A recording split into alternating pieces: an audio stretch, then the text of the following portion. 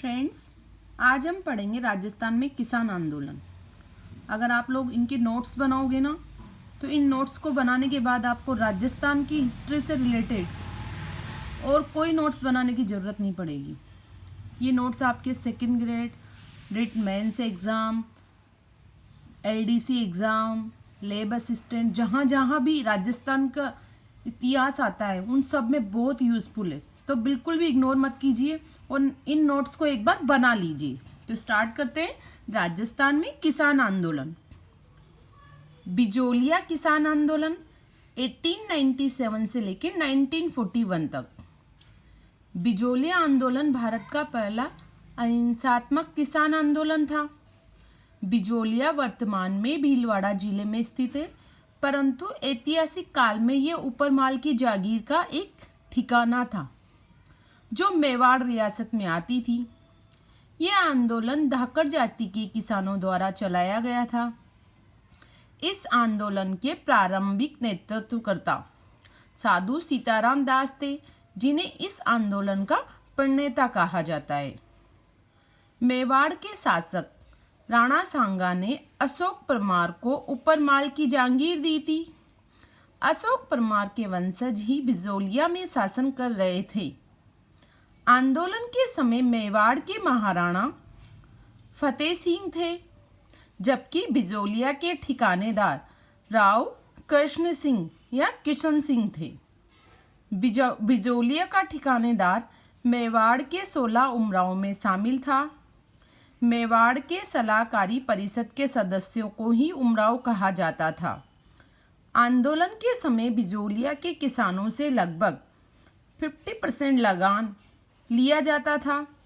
लगान के अतिरिक्त 84 प्रकार के और भी कर लिए जाते थे, जिन्हें लागबाग कहा जाता था।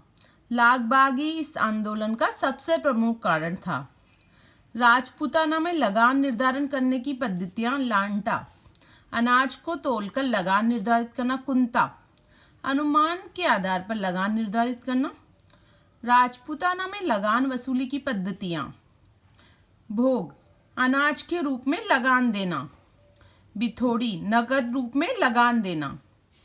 इस आंदोलन की शुरुआत 1897 में गिरधरपुरा गांव से होती है, जहां से किसानों ने नानजी पटेल और ठाकरी पटेल नामक 2 किसानों को अपना प्रतिनिधि बनाकर उदयपुर में महाराणा फतेह सिंह के पास शिकायत लेकर भेजा था।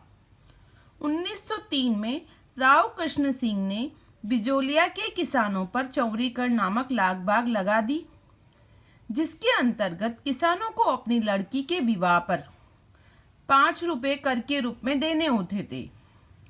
चौरी कर के विरोध में किसानों ने 2 वर्ष तक अपनी लड़कियों का विवाह नहीं किया और इस कर को माफ कराने के लिए विवाह योग्य 200 लड़कियों को लेकर किसान कृष्ण सिंह के दरबार में गए, तो उसने जवाब दिया, मुझे चौरी कर चाहिए, भले ही इन लड़कियों को बेचकर पैसे लाओ।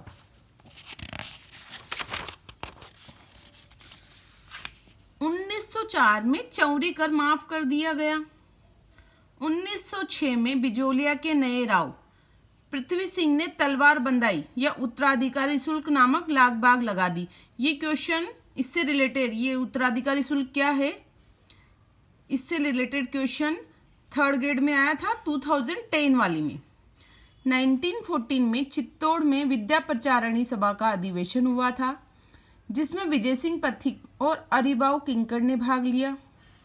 इस अधिवेशन में बिजोलिया के प्रतिनिधि सीताराम दास ने पथिक को बिजोलिया आमंत्रित किया था। विजय सिंह पथिक का वास्तविक नाम भूप सिंह था तथा वो गुठालिया MP गांव के निवासी थे। भूप सिंह और गोपाल सिंह खरवा 21 फरवरी 1950 को आयोजित सशस्त्र क्रांति में राजपूताना में भाग लेने आए थे, पर क्रांति करने से पूर्व ही इन्हें गिरफ्तार करके टोंक अजमेर के जिले में नजरबंद कर दिया गया। टोड़ा में भूप सिंह ने टोड़गढ़ से फरार होकर स्वयं ही अपना नाम बदलकर विजय सिंह पथिक कर लिया। पथिक 1916 में बिजोलिया आंदोलन से जुड़ गए। इन्होंने 1917 में बिजोलिया में ऊपरमाल पंच बोर्ड का गठन किया। जिसका पहला सरपंच मन्ना पटेल को बनाया गया। पथिक ने कानपुर से प्रकाशित होने वाले प्रताप नामक समाचार पत्र के माध्यम से बिजोलिया किसान आंदोलन को देश भर में प्रसिद्ध कर दिया।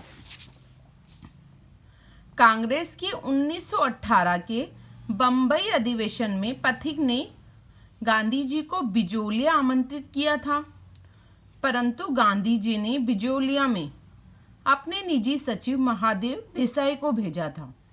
पथिक ने 1919 के कांग्रेस के अमृतसर अधिवेशन में बिजोलिया आंदोलन का प्रस्ताव रखने का प्रयास किया था। मेवाड़ महाराणा फतेह सिंह ने 1919 में बिंदुलाल भट्टाचार्य के नेतृत्व में एक जांच आयोग बिजोलिया भेजा था। इस आंदोलन को नेतृत्व देने के लिए 1919 में वर्धा महाराष्ट्र में विजय सिंह पथिक, हरिभाऊ किंकर, रामनारायण चौधरी, हरिभाऊ उपाध्याय ने राजस्थान सेवा संघ, क्वेश्चन आता है राजस्थान सेवा संघ की स्थापना कौन सी ईयर में हुई, तो 1919 में। कहाँ हुई, वर्धा में। राजस्थान सेवा संघ को अजमेर कब स्थानांतरित किया गया, 1920 में। 11 फरवरी 1922 को राजपूताना के तत्कालीन एजीजी रॉबर्ट हॉलैंड ने किसानों के साथ एक समझौता करके 35 प्रकार की लागबागी समाप्त करने की घोषणा की। 10 सितंबर 1923 को पथिक को गिरफ्तार कर लिया। इस कारण 1927 तक इस आंदोलन का नेतृत्व माणिक्यलाल वर्मा ने किया। 1927 में पथिक रिहा कर दिए गए। वो राजपूताना छोड़कर चले गए और फुरसारिया गांव से इस आंदोलन का संचालन किया। पथिक के कहने पर 1927 में किसानों ने खेती का बहिष्कार किया। इस कारण मेवाड़ महाराणा ने किसानों की जमीन छीन ली और इस आंदोलन का नेतृत्व 1927 से 29 तक रामनारायण चौधरी ने और उसके बाद हरिभाऊ उपाध्याय ने किया। 1941 में मेवाड़ के प्रधानमंत्री टी विजय राघवाचार्य के प्रयासों से ये आंदोलन समाप्त हो गया। किसानों के साथ समझौता करके उनकी जमीनें वापस लौटा दी गई। बेगू किसान आंदोलन 1921 से 1923।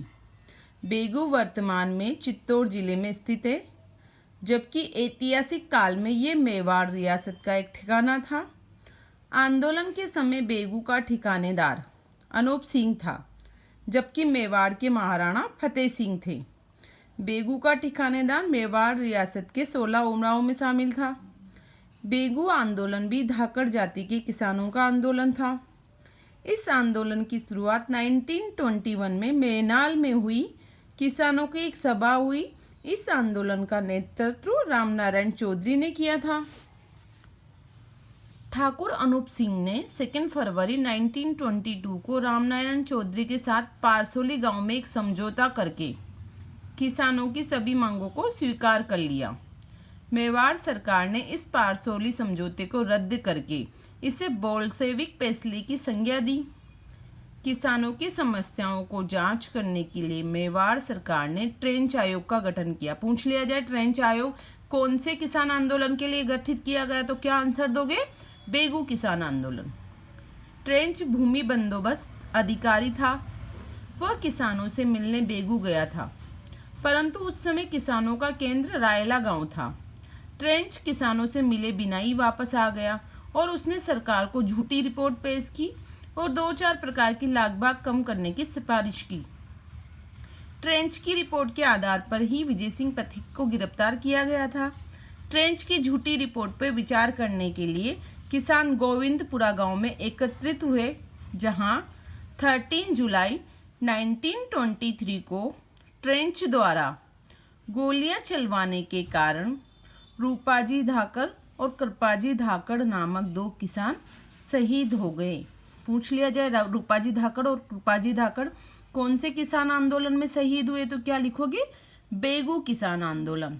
इसका नेतृत्व किसने किया, रामनारायण चौधरी ने।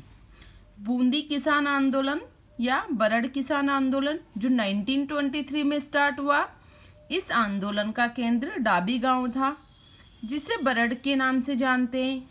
इसलिए यह आंदोलन ब्रंड आंदोलन भी कहलाता है। इस आंदोलन के दौरान 2 अप्रैल 1923 को डाबी गांव में इकरार हुसैन नामक पुलिस अधिकारी द्वारा गोली चलने के कारण यहाँ नानक भील और देवा गुजर नामक किसान शहीद हो गए। इस आंदोलन का नेतृत्व पंडित नैनूराम शर्मा ने किया। इस आंदोलन से बूंदी के स्थानीय नेता स्वामी नित्यानंद भी जुड़े हुए थे। इसी आंदोलन में राजस्थान में स्वतंत्रता आंदोलन के दौरान महिलाओं पर सबसे ज़्यादा अत्याचार हुआ था। इन अत्याचारों पर विजय सिंह पथिक ने ट्रेजेडी इन बूंदी नामक पुस्तक लिखी थी। अब अलवर किसान आंदोलन नेक्स्ट वीडियो में पढ़ेंगे।